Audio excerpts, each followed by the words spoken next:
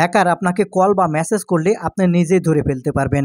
তার উজ্জ্বল উদাহরণ এখানে আমি আপনাদের দিয়ে দিচ্ছি। দেখেন এখানে আপনারা দেখতে পাচ্ছেন এখানে ২ টা মেসেজ আছে। আমি যদি এই মেসেজটি ওপেন করি তাহলে আপনারা খুব সহজে বুঝতে পারবেন। দেখেন এখান থেকে একটি মেসেজ আমি ওপেন করলাম। এখন এখানে ডাইরেক্ট বলতেছে এই অনলাইনে টিকিট করার জন্য। এখন কিসের টিকিট করার জন্য সেটা কিন্তু এখানে বলতেছে না। এই টিকিট করার জন্য এখানে দেখতে পাচ্ছেন একটা লিঙ্ক দিয়ে রেখেছে। এই লিঙ্কের উপর ক্লিক করার সাথে সাথে কিন্তু আপনার যে মোবাইলে যত প্রাইভেসি আছে সব কিছু কিন্তু অন্যের হাতে চলে যেতে পারে, কারণ এটা হচ্ছে একটা ফিশিং লিঙ্ক। আর এগুলো লিঙ্ক যদি আপনার মোবাইলে আসে আপনি কিন্তু নিজে ধরে ফেলতে পারবেন, আপনি নিজে বুঝতে পারবেন। আর কিভাবে বুঝবেন এই ভিডিওটিতে আমি A to Z পর্যন্ত আপনাদের আমি দেখিয়ে দেবো। আশা করি সম্পূর্ণ ভিডিও জুড়ে থাকবেন।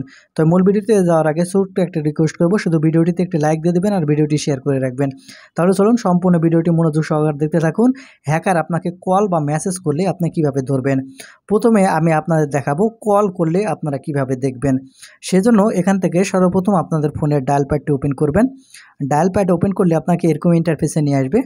এখন এখান থেকে আপনার ফোনের সেটিংসের নিচে অথবা উপরে থাকতে পারে, যেখানে থাক আপনারা যে কাজটি করবেন এখান থেকে ডায়াল প্যাড ওপেন করার পরে উপরের দিকে লক্ষ্য করলে এখানে 3 ডট পয়েন্ট দেখতে পাবেন।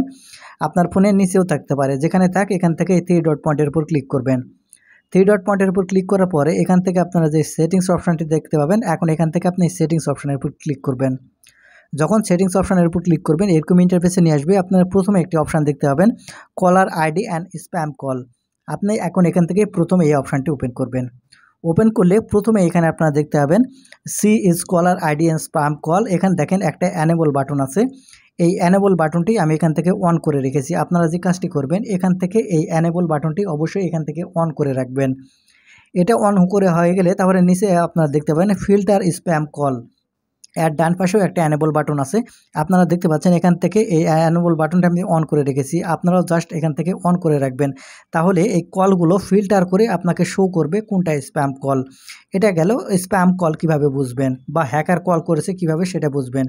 এখন দেখাবো আপনাকে হ্যাকার যদি মেসেজ করে সেটা কিভাবে বুঝবেন। তো সেই জন্য আপনাদের ফোন থেকে মেসেজ যে অ্যাপ আছে সেই ওপেন করবেন। ওপেন করার পর উপরে প্রোফাইল আইকনের উপর ক্লিক করলে এরকম ইন্টারফেস নিয়ে আসবে। এখন একটু নিচের দিকে আপনারা লক্ষ্য করলে এখানে আপনারা যদি লক্ষ্য করেন তাহলে এখানে আপনারা দেখতে পাবেন স্প্যাম কল অ্যান্ড হ্যাক, এটা এই অপশান। আপনারা এখান থেকে দেখতে পাবেন যে আপনার স্প্যাম মেসেজ আসছে কিনা। এখন এটা দেখার উপায় দেখবেন কিভাবে সেটা দেখার জন্য আপনারা একটু নিচের দিকে আসলে এখানে আপনারা দেখতে পাবেন মেসেজ সেটিংস। আপনার জাস্ট এখান থেকে মেসেজ সেটিংসের উপর ক্লিক করবেন। ক্লিক করার পর একটু স্ক্রল করে নিচের দিকে আসবেন। মেসেজ সেটিংসের উপর ক্লিক করার পর একটু স্ক্রল করে নিচের দিকে আসবেন। এখানে একটু স্ক্রল করে নিচের দিকে আসলে এখানে আপনারা লক্ষ্য করলে এখানে আপনারা দেখতে পাবেন প্রোটেকশান অ্যান্ড সেফটি। আপনি এখন এখান থেকে প্রোটেকশান অ্যান্ড সেফটি এই অপশানের উপর ক্লিক করবেন। ক্লিক করলে উপরে আপনারা দেখতে পাবেন যে এই স্প্যাম প্রোটেকশানের এই ডান পাশে যে অ্যানেবল বাটন যেটা অন করা আছে আপনার ফোন থেকে এটাও অন করে আপনি রাখবেন। আর যখনই অন করে রাখবেন কোনো হ্যাকার বা স্ক্যামার যদি আপনাকে মেসেজ করে আপনারা কিন্তু খুব সাথে সাথে বুঝতে পারবেন।